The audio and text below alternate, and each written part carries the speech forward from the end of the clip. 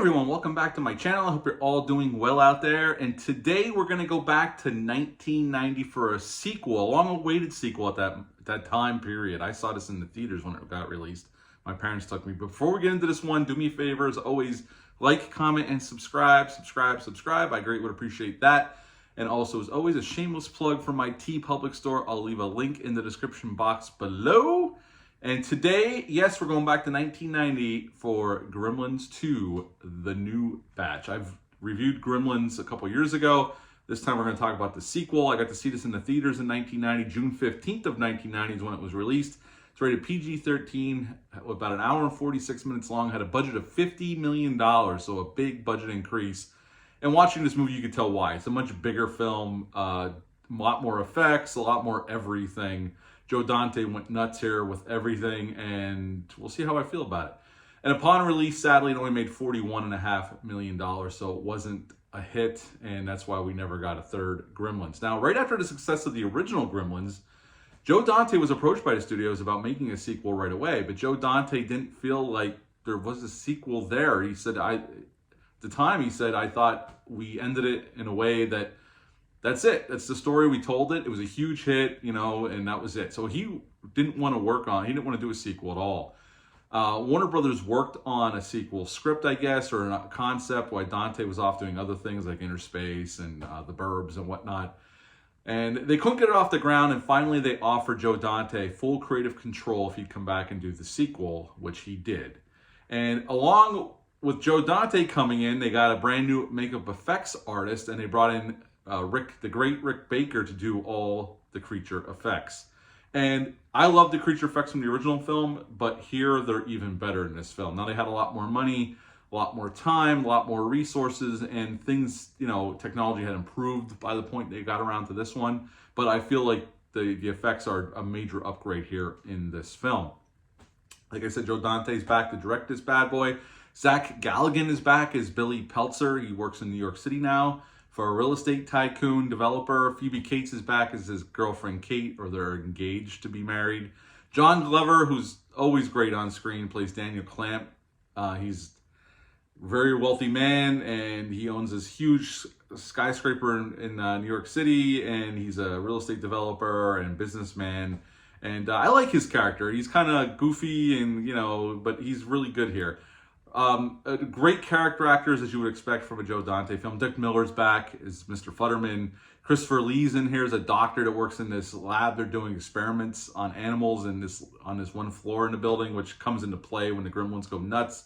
Robert Picardo, who was in The Howling, a ton of Joe Dante movies. He plays Forrester. He's kind of like Mr. Clamp's right-hand man. And Robert Prosky plays Grandpa Fred, this horror host who ends up being a journalist later on in the movie, interviewing the smart gremlin, if you've ever seen this one. And pretty much, we find out that Daniel Clamp's buying up a lot of real estate around New York City. He wants to redevelop these rundown neighborhoods. And the old man that owns the shop from the first film's back in this one, but he's very ill. He ends up dying, and Clamp Enterprises buys his building and demolishes it, and Gizmo escapes. And pretty much he's found by these two twins that work at the lab in Clamp's building. And pretty much from then on out, Billy realizes Gizmo's around, gets him back. He gets wet. The Gremlins get on the loose. They multiply, and all hell breaks loose in this building. And basically what you have is, and John Dante sets the tone of the film right away. I didn't realize it when I saw it back in 1990. I was only 11 years old. But there's a Looney Tunes short cartoon leading into the main movie. That sets the tone for what Dante has in store for you. This is basically a Looney Tunes cartoon, this movie.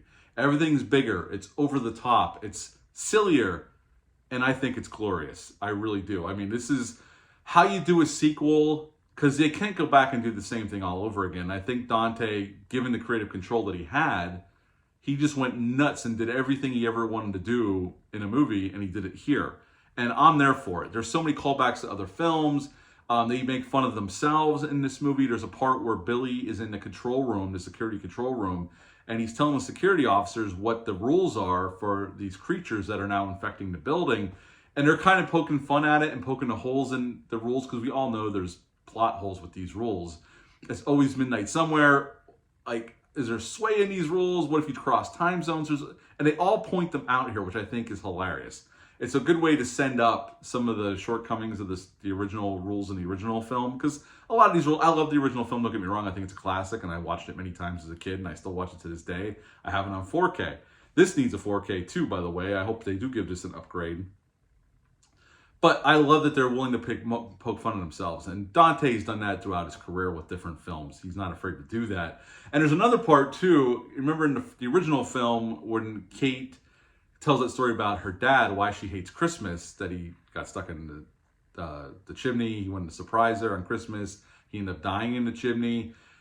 Well, there's another moment here where they stop, like they're in the middle of coming up with a plan to defeat the Gremlins, and she stops going on about Abraham Lincoln, his birthday, and she's going to tell this sob story, and everybody's like, oh, come on, Kate, we got to get going here. I think that's really smart to kind of point at that and go, you know what, that did kind of come out of nowhere. And I mean, I know it's character development, but they're kind of poking fun at the first film a little bit, and I'm here for it. I think it's a hell of a lot of fun and a fun way to take it. There's more creatures here. There's more gremlins. There's more outlandish stuff because of this gene splicing lab. One gremlin turns into a spider. One turns into this bat gargoyle thing. One turns into a bolt of electricity. There's some really fun, one turns really smart. There's some really fun, inventive things they do here. And it's goofy and it's off the walls and it's insane. But for my money, it's always worked for me. I've liked this movie since I saw it back in 1990 in the theaters as an 11-year-old. I fell in love with it then, and there's even parts of me that like this a little bit more than the original film. I like that over-the-topness that Dante brings, all the in-jokes, all the cameos by these great character actors that Dante's worked with forever since Piranha. Paul Bartel shows up as the theater owner when the film splices apart, and he goes and gets Hulk Hogan to tell the Gremlins to leave, put the movie back on, which when I saw this in the theaters as a kid, I thought there was actually something wrong with the projector, so Dante got me when I was 11 years old for sure.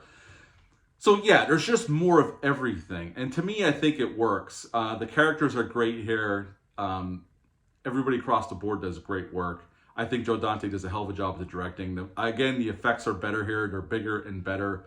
As you expect. I mean, I love the effects from the original film. And obviously here they had a hell of a lot more money. Technology had improved. And Rick Baker is one of our masters. So I think they do a really great job with all the effects here.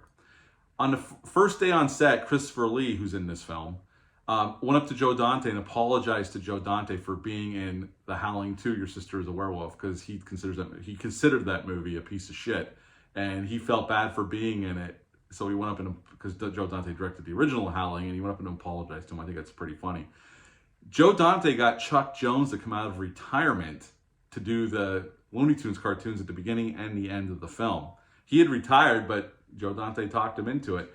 At the end of the day, this is one of those sequels that just go bigger, and sometimes it's not a good thing. Here, I think it's a good thing. It works really well because of Joe Dante's sensibilities. There's some silly stuff there, but it makes me laugh and smile every time.